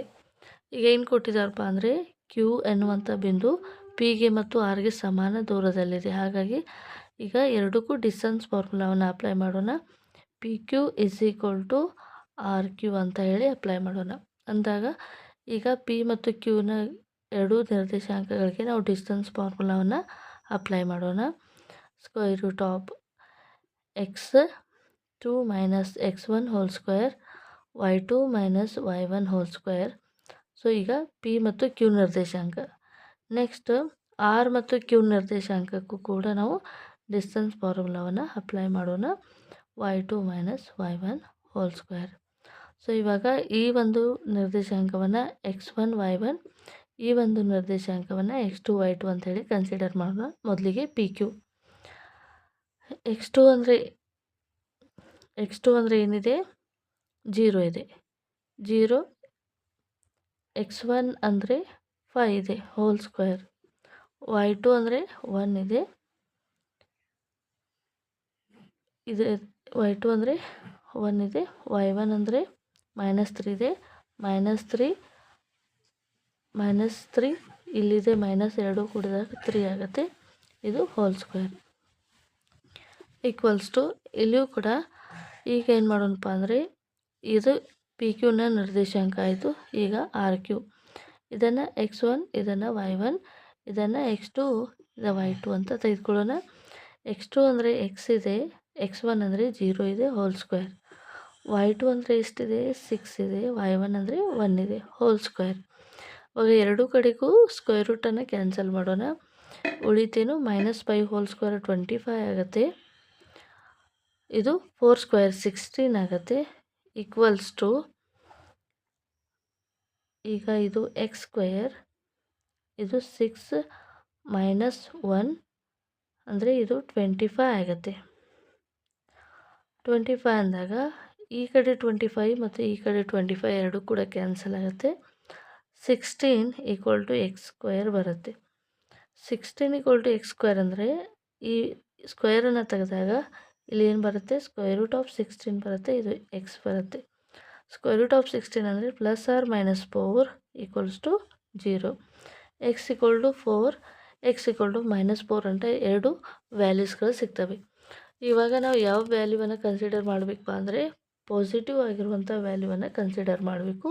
ಯಾಕಂದರೆ ಯಾವುದೇ ಒಂದು ಡಿಸ್ಟೆನ್ಸ್ ಇರಲಿ ಅದನ್ನು ನಾವು ಪಾಸಿಟಿವ್ ಟರ್ಮಲ್ಲಿ ಮೆಜರ್ಮೆಂಟ್ ಮಾಡ್ತೀವಿ. ಹಾಗಾಗಿ x=4 ಅಂತ ಆಗಿರುತ್ತೆ. x=4 ಈ ಒಂದು ಪ್ರಶ್ನೆಗೆ ಸರಿಯಾದ ಉತ್ತರ 4 ಆಗಿರುತ್ತೆ. ಮುಂದಿನ ಪ್ರಶ್ನೆಯನ್ನು ನೋಡೋಣ. ಈ ರೀತಿಯಾಗಿ ದೂರ ಸೂತ್ರ ಪ್ರಮೇಯದ ಮೇಲೆ ಪ್ರಶ್ನೆಗಳನ್ನು ಕೇಳಿದ್ದಾರೆ. ಮುಂದಿನ ಇಂಪಾರ್ಟೆಂಟ್ ಪ್ರಶ್ನೆ ಏನಪ್ಪ ಅಂದರೆ XY ಬಿಂದುವು 3,6 ಮತ್ತು -3,4 ಬಿಂದುಗಳಿಂದ ಸಮಾನ ದೂರದಲ್ಲಿದ್ದರೆ x ಮತ್ತು yಗಳ ನಡುವೆ ಒಂದು ಸಂಬಂಧವನ್ನು ಕಂಡುಹಿಡಿಯಿರಿ. ಈಗ ನಿರ್ದೇಶಾಂಕಗಳನ್ನು ಕೊಟ್ಟಿದ್ದಾರೆ. ಈ ನಿರ್ದೇಶಾಂಕಗಳಿಂದ x ಮತ್ತು yಗಳ ನಡುವೆ ಏನು ರಿಲೇಷನ್ ಇದೆ ಅಂತ ಕೇಳ್ತಾ ಇದ್ದಾರೆ. ಅಂದರೆ ನಾವೀಗೇನು ಕಂಡುಹಿಡಬೇಕಪ್ಪ ಅಂದರೆ ಒಂದು ಸಮೀಕರಣವನ್ನು, ಒಂದು ರೇಖಾತ್ಮಕ ಸಮೀಕರಣವನ್ನು ಕಂಡುಹಿಡ್ಕೋಬೇಕು. ಈಗ ಈ ಒಂದು ರೇಖಾತ್ಮಕ ಸಮೀಕರಣಕ್ಕೆ ಸಂಬಂಧಿಸಿದಾಗೆ x ಮತ್ತು y ಬಿಂದು ಏನಾಗ್ತಾ ಇದೆ ಅಂದರೆ 3,6 ಮತ್ತು -3, 4 ನಿರ್ದೇಶಾಂಕದಿಂದ ಸಮಾನ ದೂರದಲ್ಲಿದೆ. ಸಮಾನ ದೂರ ಇದ್ದಾಗ ಈ ನಿರ್ದೇಶಾಂಕಗಳು ಈ ಎರಡು ನಿರ್ದೇಶಾಂಕಗಳಿಗೆ ಯಾವ ರೀತಿ ಸಂಬಂಧ ಇದೆ, x ಮತ್ತು yಗಳಿಗೆ ಯಾವ ರೀತಿಯಾಗಿ ರಿಲೇಷನ್ ಇದೆ ಅಂತ ಹೇಳಿ ಕೇಳ್ತಾ ಇದ್ದಾರೆ. ಸೊ ಇವಾಗ ಮೊದಲೇದಾಗಿ ಇದನ್ನು P ಅಂತ ಅಂದ್ಕೊಳ್ಳೋಣ, ಇದನ್ನು Q, ಇದನ್ನು R ಅಂತ ಅಂದ್ಕೊಳ್ಳೋಣ. ಇವಾಗ ಕೂಡ ನಾವು ಡಿಸ್ಟೆನ್ಸ್ ಫಾರ್ಮುಲಾವನ್ನು ಅಪ್ಲೈ ಮಾಡ್ಕೋಣ. ಮೊದಲಿಗೆ PQ ನಮಗೆ ಪ್ರಶ್ನೆಯಲ್ಲಿ ಕೊಟ್ಟಿದ್ದಾರೆ. ಈ Q ಬಿಂದು ಏನಾಗ್ತಾ ಇದೆ ಅಂದರೆ ಸಮಾನ ದೂರದಲ್ಲಿ ಇದೆ. ಹಾಗಾಗಿ QR PQ = QR.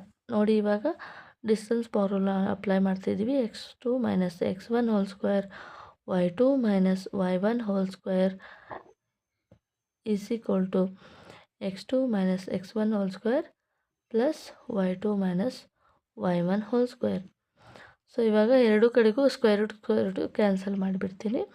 ಸೊ ಇಲ್ಲಿ ಇದನ್ನು x1 ಅಂದ್ಕೊಳ್ಳೋಣ, ಇದನ್ನು y1 ಅಂದ್ಕೊಳ್ಳೋಣ, ಇದನ್ನು x2, ಇದು y2. ಸೊ x2 ಅಂದರೆ ಏನಿದೆ, x2 ಅಂದರೆ x ಇದೆ, x1 ಅಂದರೆ 3 ಇದೆ ಹೋಲ್ ಸ್ಕ್ವೇರ್, y2 ಅಂದರೆ y ಇದೆ, y1 ಅಂದರೆ 6 ಇದೆ ಹೋಲ್ ಸ್ಕ್ವೇರ್. ಈ ಒಂದು ಟರ್ಮನ್ನು ನೋಡ್ಕೊಳ್ಳೋಣ. ಈಗ Q ಮತ್ತು R ನಿರ್ದೇಶಾಂಕ ಅಂದಾಗ ಇದನ್ನು x1, ಇದನ್ನು y1, x2, y2 ನಿರ್ದೇಶಾಂಕ ಅಂತೇಳಿ ಕನ್ಸಿಡರ್ ಮಾಡೋಣ. x2 ಅಂದರೆ -3, x1 ಅಂದರೆ x ಇದೆ ಹೋಲ್ ಸ್ಕ್ವೇರ್, y2 ಅಂದರೆ 4 ಇದೆ, y1 ಅಂದರೆ y ಇದೆ ಹೋಲ್ ಸ್ಕ್ವೇರ್.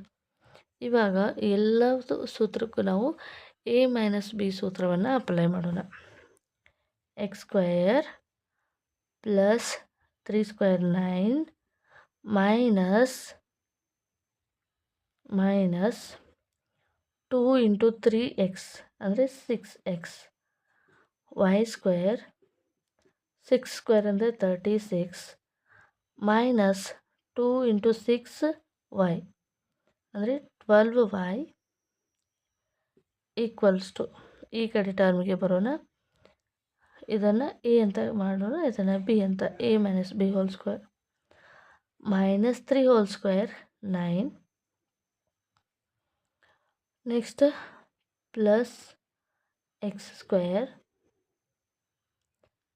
-2ab ಅಂದಾಗ ಇದು -3 ಇದೆ. ಹಾಗಾಗಿ ಎರಡು ಕೂಡ ಪ್ಲಸ್ ಆಗಿ 2 × 3 6x -4² ಅಂದರೆ ಇದು 16, y² ಅಂದರೆ y² -2 × 4y ಅಂದಾಗ 8y. ಈಗೆಲ್ಲ ಇಕ್ವೇಷನನ್ನು ಕಲೆಕ್ಟ್ ಮಾಡೋಣ. ಈ ಕಡೆ x² ಟರ್ಮು, ಈ ಕಡೆ x² ಟರ್ಮ್ ಕ್ಯಾನ್ಸಲ್, ಈ ಕಡೆ y² ಮತ್ತು ಈ ಕಡೆ y² cancel. ಉಳಿತೇನು -6x plus 6x, ಇಲ್ಲಿ ಪ್ಲಸ್ 6x ಇದೆ, ಇಲ್ಲಿ -6x ಇದೆ.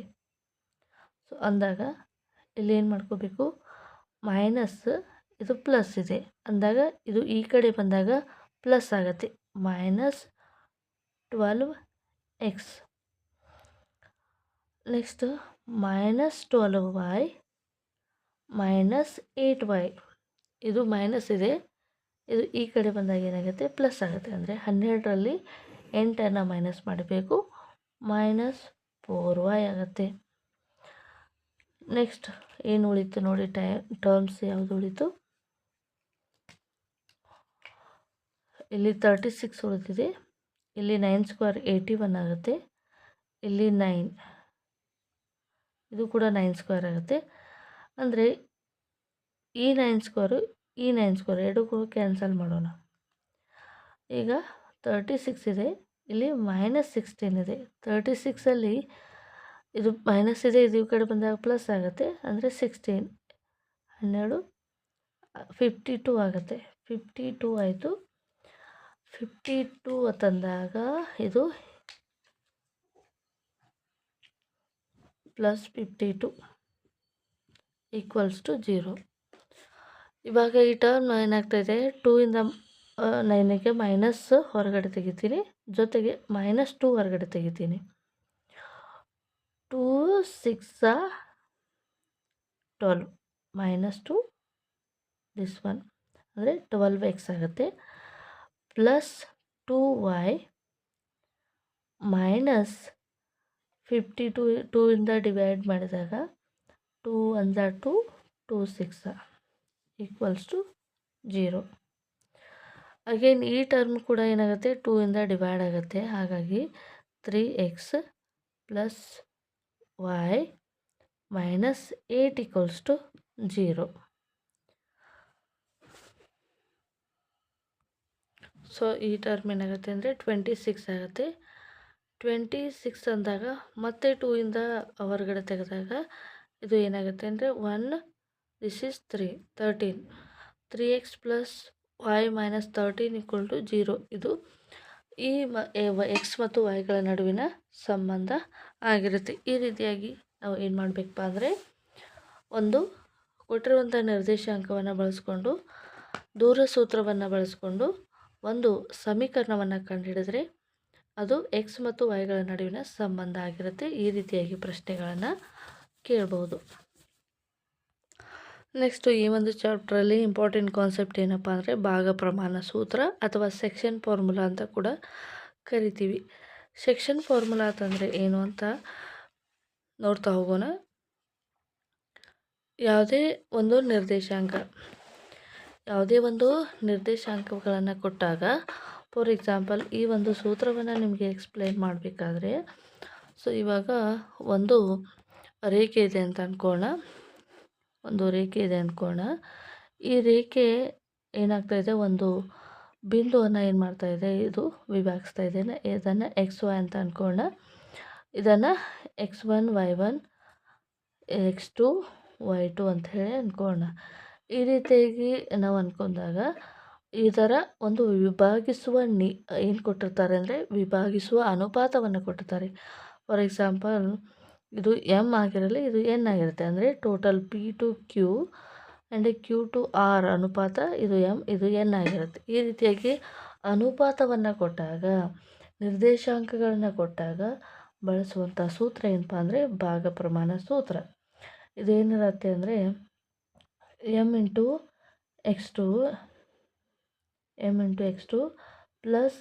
× X1 divided by M + N, ಕಾಮ M × Y2 + N × Y1 divided by M + N. ಈ ರೀತಿಯಾಗಿ ಇದು ಸೂತ್ರ ಇದೆ. ಅಥವಾ ಈ ಸೂತ್ರವನ್ನು ಈ ರೀತಿಯಾಗಿ ಕೂಡ ಟೆಕ್ಸ್ಟ್ ಬುಕ್ಕಲ್ಲಿ ಕೊಟ್ಟಿದ್ದಾರೆ. M1 X2 M2 X1 ಅಂದರೆ ಈ MN ಬದಲಿಗೆ M1 M2 ಅಂತ ಕೂಡ ತೆಗೋಬೋದು. ಓಕೆನಾ, ಈ ರೀತಿಯಾಗಿ ಸೂತ್ರ ಇದೆ. ಸೊ ಅಂದಾಗ ಇಲ್ಲಿ X1 Y1 ಅನ್ನು ಕೊಟ್ಟಾಗ, X2 Y2 ಅನ್ನು ಕೊಟ್ಟಾಗ ಈ ಒಂದು ಮಧ್ಯ ಬಿಂದು ಏನಿರುತ್ತೆ ಅದನ್ನು ಭಾಗ ಪ್ರಮಾಣ ಸೂತ್ರ XY ಅಂತ ಹೇಳಿ ಇಲ್ಲಿ ಬರ್ಕೋತೀವಿ. ಇದು ಮಿಡಲಲ್ಲಿ ಏನು ವಿಭಾಗ ಮಾಡಿರುತ್ತೆ ಆ ಒಂದು ಬಿಂದುವನ್ನು XY ಅಂತ ಅಂದ್ಕೋಣ. ಇದು X1 Y1, ಇದು X2 Y2. ಇಷ್ಟು ನಿರ್ದೇಶಾಂಕದ ಜೊತೆಗೆ ಅನುಪಾತವನ್ನು ಕೊಟ್ಟಾಗ ನಾವು ಭಾಗ ಪ್ರಮಾಣ ಸೂತ್ರವನ್ನು ಯೂಸ್ ಮಾಡ್ತೀವಿ. ಸೊ ಇದು ತುಂಬಾ ಇಂಪಾರ್ಟೆಂಟ್ ಆಗಿರುವಂಥ ಸೂತ್ರ. ಇದನ್ನು ಸೂತ್ರ ನೆನ್ಪಿಟ್ಕೊಂಡ್ರೆ ಮಾತ್ರ ನಿಮಗೆ ಭಾಗ ಪ್ರಮಾಣ ಸೂತ್ರದ ಮೇಲಿನ ಪ್ರಶ್ನೆಗಳನ್ನು ಈಸಿಯಾಗಿ ಸಾಲ್ವ್ ಮಾಡ್ಬೋದು. ಇದು ಇಂಪಾರ್ಟೆಂಟ್ ಆಗಿದೆ, ಇದನ್ನು ನೋಟ್ ಡೌನ್ ಮಾಡ್ಕೊರಿ. ಇದು ಭಾಗ ಪ್ರಮಾಣ ಸೂತ್ರ ಅಥವಾ ಸೆಕ್ಷನ್ ಫಾರ್ಮುಲಾ ಅಂತ ಹೇಳಿ ಕರೀತಾರೆ. ಈ ಒಂದು ಬೇಸ್ ಮೇಲೆ ಯಾವ ರೀತಿಯಾಗಿ ಇಂಪಾರ್ಟೆಂಟ್ ಕ್ವಶನ್ಸ್ಗಳನ್ನು ಕೇಳ್ತಾರೆ ಎಂಬುದನ್ನು ಈಗ ಕೆಲವೊಂದಿಷ್ಟು ಮಾಡೆಲ್ ಎಕ್ಸಾಂಪಲ್ಸ್ ಇದ್ದಾವೆ, ಇವುಗಳನ್ನು ನೋಡ್ಕೊಂಡ ಮೇಲೆ ಎಕ್ಸಸೈಸಲ್ಲಿ ಬರುವಂಥ ಪ್ರಶ್ನೆಗಳನ್ನು ಆಮೇಲೆ ಸಾಲ್ವ್ ಮಾಡೋಣ. ಸೊ ಮೊದಲನೇ ಪ್ರಶ್ನೆಯನ್ನು ನೋಡಿ. 4, -3 ಮತ್ತು 8, 5 ಬಿಂದುಗಳನ್ನು ಸೇರಿಸುವ ರೇಖಾಖಂಡವನ್ನು ಆಂತರಿಕವಾಗಿ 3:1 ಅನುಪಾತದಲ್ಲಿ ವಿಭಾಗಿಸುವ ಬಿಂದುವಿನ ನಿರ್ದೇಶಾಂಕವನ್ನು ಕಂಡುಹಿಡಿಯಿರಿ. ಸೊ ನೋಡಿ, ಈ ಒಂದು ನಿರ್ದೇಶಾಂಕ ನೇರವಾಗಿ ಇಲ್ಲಿ ವ್ಯಾಲ್ಯೂಸ್ಗಳನ್ನು ಅಪ್ಲೈ ಮಾಡಿ XY ಬಿಂದುಗಳನ್ನು ಕಂಡುಹಿಡಿದಿದ್ದಾರೆ. ಇದನ್ನು ಡೀಟೇಲಾಗಿ ನಾವು ಯಾವ ರೀತಿಯಾಗಿ ಸ್ಟಡಿ ಮಾಡ್ಬೋದು ಅಂತ ನೋಡೋದಾದರೆ, ಈ ಭಾಗ ಪ್ರಮಾಣ ಸೂತ್ರದಲ್ಲಿ ಕೊಟ್ಟಿರುವಂಥ ನಿರ್ದೇಶಾಂಕ ಏನಿದೆ ಅಂದರೆ, ಈ ರೀತಿಯಾಗಿ ನಿರ್ದೇಶಾಂಕವನ್ನು ಕೊಟ್ಟಿದ್ದಾರೆ. ಒಂದು ನಿರ್ದೇಶಾಂಕ 4, -3 ಇದೆ. ಇನ್ನೊಂದು ನಿರ್ದೇಶಾಂಕ 8, 5 ಇದೆ. ಈಗ ಮಧ್ಯ ಬಿಂದುವಲ್ಲಿ ಏನಾಗ್ತಾಯಿದೆ, XY ನಮಗೆ ಗೊತ್ತಿಲ್ಲ. ಈ XY ಬಿಂದು ಏನಾಗ್ತಾ ಇದೆ, ಯಾವ ಅನುಪಾತದಲ್ಲಿ ಈ XY ಬಿಂದು ಈ ಎರಡೂ ಬಿಂದುಗಳನ್ನು ಛೇದಿಸ್ತಾ ಇದೆ ಅಂದಾಗ ಅನುಪಾತ ಕೊಟ್ಟಿದ್ದಾರೆ 3:1 ಅಂತ ಕೊಟ್ಟಿದ್ದಾರೆ. ಈಗ ಭಾಗ ಪ್ರಮಾಣ ಸೂತ್ರವನ್ನು ನಾವು ಯೂಸ್ ಮಾಡಬೇಕು. X, Y = m × x2 n × x1 divided by m plus n, m × y2 n × y1 divided by m plus n ಅಂತ ಇದೆ. ಸೊ ಇವಾಗ X, Y ಹಂಗೆ ಇರಲಿ. m ಅಂದರೆ ಎಷ್ಟಿದೆ, ಇದು m ಅಂದರೆ 3, ಇದು n ಅಂದರೆ 1, m ಅಂದರೆ 3, x2 ಅಂದರೆ ಇದನ್ನು ನಾವು x1 y1, ಇದನ್ನು x2 y2 ಅಂತೇಳಿ ಅಂದ್ಕೊಳ್ಳೋಣ.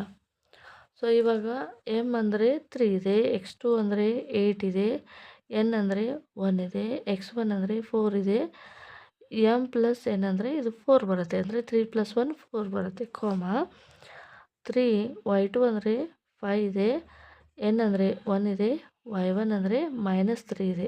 Okay, divided by 4.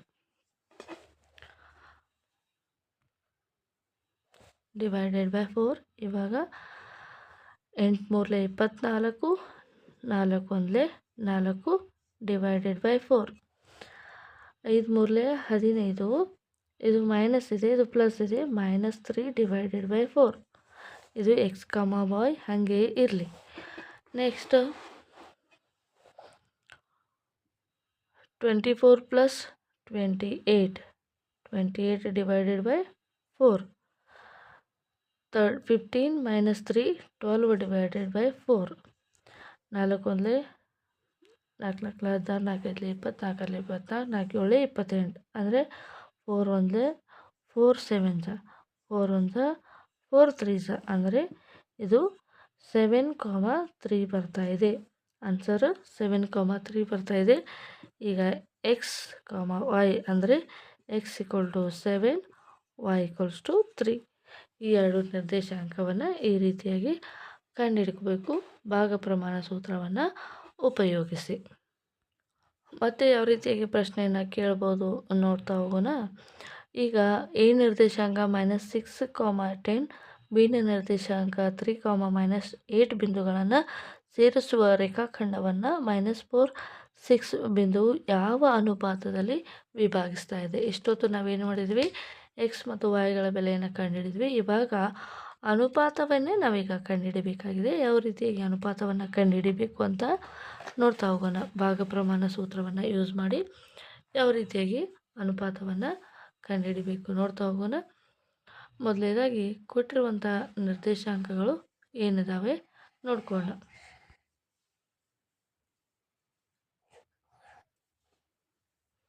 ಈಗ ಈ ರೀತಿಯಾಗಿ ಒಂದು ರೇಖೆಯನ್ನು ಹಾಕೋಣ, ರಫ್ಲಿ ಡೈಗ್ರಾಮ್.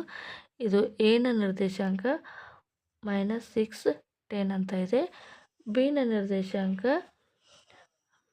ನಿರ್ದೇಶಾಂಕ 3, -8 ಇದೆ. ಈ ಬಿಂದುಗಳನ್ನು ಸೇರಿಸುವ ರೇಖಾಖಂಡವು ಇನ್ನೊಂದು ಬಿಂದು ಇದೆ, ಇದು -4, 6 ಅಲ್ಲಿದೆ. ಹಾಗಾದರೆ ನಾವು ಎಮ್ ಮತ್ತು ಎನ್ಗಳನ್ನು ಕಂಡಿಡ್ಕೋಬೇಕು. ಈಗ ಭಾಗ ಪ್ರಮಾಣ ಸೂತ್ರವನ್ನು ಯೂಸ್ ಮಾಡೋಣ. x, y = mx2 + nx1 / m + n. my2 ny1 m + n. ಈ ರೀತಿಯಾಗಿ ಭಾಗ ಸೂತ್ರವನ್ನು ಬರ್ಕೋಬೇಕು. xy ಅಂದರೆ ಆಲ್ರೆಡಿ ಕೊಟ್ಟಿದ್ದಾರೆ, -4 6. ಇದನ್ನು x1 ಅಂದ್ಕೊಳ್ಳೋಣ, ಇದನ್ನು y1 ಅಂದ್ಕೊಳ್ಳೋಣ, ಇದನ್ನು x2 ಅಂದ್ಕೊಳ್ಳೋಣ, ಇದನ್ನು y2 ಅಂತ ಅಂದ್ಕೊಳ್ಳೋಣ. ಈಗ ಸೂತ್ರದಲ್ಲಿ ಅಪ್ಲೈ ಮಾಡ್ಕೊಳ್ಳೋಣ. m ಬೆಲೆಯನ್ನು ನಾವು ಕಂಡುಹಿಡಬೇಕಾಗಿದೆ. ಹಾಗೆ ಬರ್ಕೊಳ್ಳೋಣ. x2 ಅಂದರೆ 3 ಇದೆ, ಅಂದರೆ ಇದನ್ನು ರೀಅರೇಂಜ್ ಆಗಿ ಬರೆದಾಗ 3m ಅಂತ ಆಗುತ್ತೆ. ಪ್ಲಸ್ n ಗೊತ್ತಿಲ್ಲ, x1 ಕಂಡುಹಿಡ್ಕೋಬೇಕು. ಅಂದರೆ n ಗೊತ್ತಿಲ್ಲ, x1 ಅಂದರೆ -6 ಇದೆ. -6 ಅಂದಾಗ ಇದನ್ನು -6n ಅಂತ ಬರ್ಕೋಬೋದು. / m + n. ಅಂದರೆ ನಮಗೆ ಅದು m + n ಗೊತ್ತಿಲ್ಲ. m × y2 ಅಂದರೆ ಇದೆ -8 ಇದೆ, ಅಂದರೆ -8m ಅಂತ ಬರ್ಕೋಣ. ಪ್ಲಸ್ n ಗೊತ್ತಿಲ್ಲ, y1 ಅಂದರೆ ಎಷ್ಟಿದೆ 10 ಇದೆ, 10n / m + n.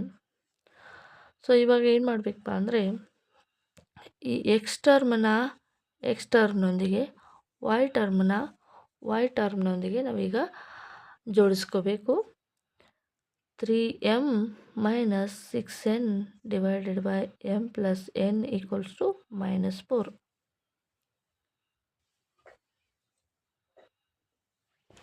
ಈಗ 3m - 6n = -4 × m + n. 3m - 6n -4 × m -4m - -n ಇವಾಗ x ಟರ್ಮು m ಟರ್ಮು ಮತ್ತು n ಟರ್ಮು ಎರಡನ್ನೂ ಕಲೆಕ್ಟ್ ಮಾಡ್ಕೋಣ. 3m ಇದು ಮೈನಸ್ ಇದೆ, ಒಳಗಡೆ ಬಂದಾಗ ಪ್ಲಸ್ ಆಗುತ್ತೆ, 4m. ಈಗ n ಟರ್ಮನ್ನು ಒಂದೇ ಕಡೆಗೆ ಬರ್ಕೊಳ್ಳೋಣ, -4n. ಇದು ಮೈನಸ್ ಇದೆ, ಈ ಕಡೆ ಬಂದಾಗ ಪ್ಲಸ್ 6n ಆಗುತ್ತೆ. ಸೊ ಇವಾಗ 7m = 2n ಆಗುತ್ತೆ. 2n ತಂದಾಗ ಇವಾಗ ನೋಡಿ 7m = 2n ಆಗುತ್ತೆ. m / n ಅಂದರೆ m ಇಲ್ಲೇ ಇರುತ್ತೆ, n ಈ ಕಡೆ ತಗೋತೀನಿ, ಇದು 2 / 7 ಆಗುತ್ತೆ. ಸೊ ಅನುಪಾತ ಎನ್ನುವಂಥದ್ದು ನಮಗೆ ಈಗ ಸಿಗ್ತಾ ಇದೆ. m ಅಂದರೆ 2, n ಅಂದರೆ 7, 2:7 ದಲ್ಲಿ ಏನು ಮಾಡ್ತಾ ಇದೆ, ವಿಭಾಗಿಸ್ತಾ ಇದೆ. ಈ ರೀತಿಯಾಗಿ ಎಲ್ಲ ನಿರ್ದೇಶಾಂಕಗಳನ್ನು ಕೊಟ್ಟಾಗ ಅನುಪಾತವನ್ನು ನಾವು ಈ ರೀತಿಯಾಗಿ ಕಂಡುಹಿಡ್ಕೋಬೋದು. ಓಕೆ, ನೋಡಿದ್ರಲ್ಲ ಫ್ರೆಂಡ್ಸ್, ಇದು ಭಾಗ ಪ್ರಮಾಣ ಸೂತ್ರಕ್ಕೆ ಸಂಬಂಧಿಸಿದ 2 ಉದಾಹರಣೆಗಳು. ಮತ್ತು ಇದರ ಮೇಲೆ ಯಾವ ಟೈಪ್ ಆದ ಕ್ವಶನ್ಸ್ಗಳು ಬರ್ತವೆ ಅಂತ ನೋಡೋಣ. ಇನ್ನೊಂದು ಇಂಪಾರ್ಟೆಂಟ್ ಕ್ವಶನ್ಸನ್ನು ಇಲ್ಲಿ ನೋಡೋಣ. ಆಲ್ಮೋಸ್ಟ್ ಇಲ್ಲಿ 3 ಟೈಪ್ ಕ್ವಶನ್ಸ್ಗಳು ಬರ್ತವೆ. ಸೊ ಅಂದಾಗ ಇಲ್ಲಿ ನಮಗೆ ಸೂತ್ರವನ್ನು ಒಂದು ಮೇನ್ ಗೊತ್ತಿರಬೇಕು. ಸೊ ಇನ್ನೊಂದು ಟೈಪ್ ಕ್ವಶನನ್ನು ಕೂಡ ಸಾಲ್ವ್ ಮಾಡೋಣ. ಎ ನಿರ್ದೇಶಾಂಕ 1, -5 ಇದೆ. ಬಿನ ನಿರ್ದೇಶಾಂಕ -4, 5 ಇದು ಬಿಂದುಗಳನ್ನು ಸೇರಿಸುವ ರೇಖಾಖಂಡವು x ಅಕ್ಷದಿಂದ ಯಾವ ಅನುಪಾತದಲ್ಲಿ ವಿಭಾಗಿಸುತ್ತದೆ ಎಂಬುದನ್ನು ಕಂಡುಹಿಡಿಯಿರಿ. ವಿಭಾಗಿಸುವ ಬಿಂದುವಿನ ನಿರ್ದೇಶಾಂಕವನ್ನು ಕೂಡ ಕಂಡುಹಿಡಿಯಿರಿ ಅಂತ ಇದೆ. ಸೊ ಇವಾಗ x ಅಕ್ಷದ ಮೇಲೆ ಈ ವಿಭಾಗಿಸ್ತಾ ಇದೆ ಅಂದರೆ ಇಲ್ಲಿ y ಅಕ್ಷ ಏನಾಗಿರುತ್ತೆ, 0 ಆಗಿರುತ್ತೆ. ಇಷ್ಟು ನಿಮಗೆ ಗೊತ್ತಿರಬೇಕು. ಯಾವುದೇ ಒಂದು x ಅಕ್ಷದ ಮೇಲೆ ಅಂದಾಗ y ಟರ್ಮ್ 0 ಆಗಿರುತ್ತೆ, ಅದು y ಅಕ್ಷ ಅಂದಾಗ x ಟರ್ಮ್ 0 ಆಗಿರುತ್ತೆ. ಇಷ್ಟು ಗೊತ್ತಿರಬೇಕು. ಈಗ ನಾವೇನು ಮಾಡ್ಕೊಂಡ್ಬಾ ಅಂದರೆ ಒಂದು ರೇಖೆಯನ್ನು ತೆಗೆದುಕೊಳ್ಳೋಣ. ಈ ಒಂದು ರೇಖೆಯಲ್ಲಿ ನಮಗೇನನ್ನು ಕೊಟ್ಟಿದ್ದಾರೆ, ಏನು ನಿರ್ದೇಶಾಂಕ ಕೊಟ್ಟಿದ್ದಾರೆ, 1 -5 ಇದೆ. ಬಿನ ನಿರ್ದೇಶಾಂಕ -4 5 ಇದೆ. ಇಲ್ಲಿ ನಮಗೆ ಇನ್ನೊಂದು ಬಿಂದುವನ್ನು ಕೂಡ ಕೊಟ್ಟಿದ್ದಾರೆ. ಎಕ್ಸ್ ಅಕ್ಷದ ಮೇಲೆ ಏನಾಗ್ತಾ ಇದೆ, ಅನುಪಾತದಲ್ಲಿ ವಿಭಾಗಿಸ್ತಾ ಇದೆ. ಎಕ್ಸ್ ಅಕ್ಷ ಅಂದರೆ y 0 ಆಗಿರ್ತೈತಿ, ಎಕ್ಸ್ ಆಗಿರುತ್ತೆ. ಅಂದರೆ ಈಗ ನಾವೇನು ಕಂಡುಹಿಡಬೇಕು, ಅನುಪಾತವನ್ನು ಕಂಡುಹಿಡ್ಕೋಬೇಕು. ಅನುಪಾತವನ್ನು ಕಂಡುಹಿಡುವಂಥ ಸೂತ್ರ ಏನಿದೆ, x, y mx2 + n x1 / m + n, n + y2 + n × y1 / m + n. So ಇವಾಗ ಎಕ್ಸ್ ಇದು ನಿರ್ದೇಶಾಂಕ, x, 0. m ಅಂದರೆ ಎಷ್ಟಿದೆ ಗೊತ್ತಿಲ್ಲ. x2 ಅಂದರೆ ಇದು x1 ಆಗಿರಲಿ, y1 ಇದು x2 y2. mx2 ಅಂದರೆ -4m. x2 ಅಂದರೆ -4 ಇದೆ. x1 ಅಂದರೆ ನಮಗೆ m ಗೊತ್ತಿಲ್ಲ, ಹಾಗಾಗಿ -4m ಪ್ಲಸ್ n ಗೊತ್ತಿಲ್ಲ. x1 ಎಷ್ಟಿದೆ, 1 ಇದೆ, ಹಾಗಾಗಿ ಇದು n ಆಗಿರಲಿ, / m + n. ಸೊ ಇವಾಗ ಇದು y ಟರ್ಮ್ 0 ಇದೆ. ಇದನ್ನು y ಟರ್ಮ್ನ ನಾವು ಮಾಡ್ಕೊಳ್ಳೋದೇ ಬೇಡ, ಇದನ್ನು ನಾವು ತೆಗೆದುಕೊಳ್ಳುವಂಥ ನೆಸೆಸರಿ ಇಲ್ಲ. ಅಥವಾ ನಾವೀಗ ಎಕ್ಸ್ ಟರ್ಮ್ನೊಂದಿಗೆ ಕಂಪ್ಯಾರಿಸನ್ ಮಾಡ್ತಾ ನೋಡಿದಾಗ, ನಾವೀಗ 0 ಟರ್ಮನ್ನೇ ತೊಗೋಬೇಕಾಗತ್ತೆ ಈಸಿ ಕ್ಯಾಲ್ಕುಲೇಷನ್ ಮಾಡಬೇಕಾದ್ರೆ. ಓಕೆ, ಇರಲಿ. y2 ಅಂದರೆ ಏನಿದೆ, 5 ಇದೆ. 5m ಪ್ಲಸ್ n ಅಂದರೆ ಗೊತ್ತಿಲ್ಲ. y1 ಅಂದರೆ ಎಷ್ಟಿದೆ, -5 ಇದೆ, ಅಂದರೆ -5n / m + n. ಸೊ ಈಗ ಎಕ್ಸ್ ಟರ್ಮ್ ಆಲ್ರೆಡಿ ನಮಗೆ ಗೊತ್ತಿದೆ. ಈಗ y ಟರ್ಮೊಂದಿಗೆ ಈ ಟರ್ಮನ್ನು ನಾವು ಕಂಪ್ಯಾರಿಸನ್ ಮಾಡೋಣ. 5m - 5n m + n = 0. This term = 0. ಇವಾಗ ಏನು ಉಳಿಯುತ್ತೆ ನೋಡಿ, 5m - 5n ಉಳಿಯುತ್ತೆ = 0. ಸೊ ಇವಾಗ 5m ಇದು ಮೈನಸ್ ಈ ಕಡೆ ಹೋಗಿ ಏನಾಗುತ್ತೆ, 5n ಆಗುತ್ತೆ. ಅಂದರೆ m / ಇಲ್ಲಿ ಬರಿತೀನಿ, m / n = 5/5 ಅಂತಂದಾಗ m / n = 1/1 ಸಮಾನ ಅನುಪಾತದಲ್ಲಿ ಡಿವೈಡ್ ಮಾಡ್ತಾ ಇದೆ ಅಂತ ಹೇಳಿ ನಾವು ಅನ್ಕೋಬೋದು. ಓಕೆ, ಯಾವ ಅನುಪಾತ, ಈ x, 0 ಬಿಂದು ಏನಾಗ್ತಾ ಇದೆ, ಈ ಎರಡು ಬಿಂದುಗಳನ್ನು ಸಮಾನ ಅನುಪಾತದಲ್ಲಿ ವಿಭಾಗಿಸ್ತಾ ಇದೆ, 1:1. ಓಕೆ ಫ್ರೆಂಡ್ಸ್, ಇಷ್ಟು ವಿಧದ ಕ್ವಶನ್ಸ್ಗಳು ಈ ಒಂದು ನಿರ್ದೇಶಾಂಕ ರೇಖಾಗಣಿತದಲ್ಲಿ ಬರುವಂಥದ್ದು. ಭಾಗ ಪ್ರಮಾಣ ಸೂತ್ರ ಒಂದು ಇಂಪಾರ್ಟೆಂಟ್ ಇದೆ, ದೂರ ಸೂತ್ರ ಒಂದು ಇಂಪಾರ್ಟೆಂಟ್ ಇದೆ. ಸೊ ಈ 2025 ಸಿಲೆಬಸಲ್ಲಿ ಈ ನಿರ್ದೇಶಾಂಕಗಳನ್ನು ಕೊಟ್ಟಾಗ ತ್ರಿಭುಜದ ವಿಸ್ತೀರ್ಣವನ್ನು ಯಾವ ರೀತಿಯಾಗಿ ಕಂಡುಹಿಡ್ಕೋಬೇಕು ಅನ್ನೋದನ್ನು ಹಳೆ ಸಿಲೆಬಸಲ್ಲಿ ಇತ್ತು. ಪ್ರೆಸೆಂಟ್ ಸಿಲೆಬಸಲ್ಲಿ ತ್ರಿಭುಜದ ವಿಸ್ತೀರ್ಣವನ್ನು ತೆಗೆದುಹಾಕಿದ್ದಾರೆ. ಹಾಗಾಗಿ ನಾವು ಇದನ್ನು ಸ್ಟಡಿ ಮಾಡೋದು ಅವಶ್ಯಕತೆ ಇಲ್ಲ. ಸೊ ಹಾಗಾಗಿ ಇನ್ನೊಂದಿಷ್ಟು ಇಂಪಾರ್ಟೆಂಟ್ ಕ್ವಶನ್ಗಳು ಬರ್ತವೆ, ಆದರೆ ಇವು ಲಾಂಗ್ ಕ್ವಶನ್ಸ್ ಇದ್ದಾವೆ. ಇವು GPST ಎಕ್ಸಾಮ್ಗೆ ಕೇಳ್ಬೋದು. GPST ಎಕ್ಸಾಮ್ಗೆ ಅಂತ ನಾನು ಸಪ್ರೇಟ್ ಬೇರೆ ವಿಡಿಯೋನ ಮಾಡ್ತೀನಿ. TT ಎಕ್ಸಾಮ್ಗೆ ಇಷ್ಟು ಸಾಕು ಅಂತ ಅನ್ಕೋತೀನಿ. ಸೊ ಫ್ರೆಂಡ್ಸ್, ಇದು ನಿರ್ದೇಶಾಂಕ ರೇಖಾಗಣಿತಕ್ಕೆ ಸಂಬಂಧಿಸಿದ ಇಂಪಾರ್ಟೆಂಟ್ ಪ್ರಶ್ನೆಗಳಾಗಿದ್ದವು. ಈ ರೀತಿಯಾದ ವಿಡಿಯೋಗಳಿಗಾಗಿ ನಮ್ಮ ಚಾನಲನ್ನು ಸಬ್ಸ್ಕ್ರೈಬ್ ಮಾಡ್ಕೊಳ್ಳಿ. ಇಷ್ಟೊತ್ತು ಈ ಒಂದು ವಿಡಿಯೋನ ನೋಡೋದಕ್ಕೆ ಥ್ಯಾಂಕ್ ಯು ಸೋ ಮಚ್. ಈ ಒಂದು ವಿಡಿಯೋಗೆ ಸಂಬಂಧಿಸಿದ ಯಾವುದಾದ್ರೂ ಡೌಟ್ಸ್ಗಳಿದೆ ದಯವಿಟ್ಟು ಕಮೆಂಟ್ ಬಾಕ್ಸಲ್ಲಿ ತಿಳಿಸಿ. Thank you so much.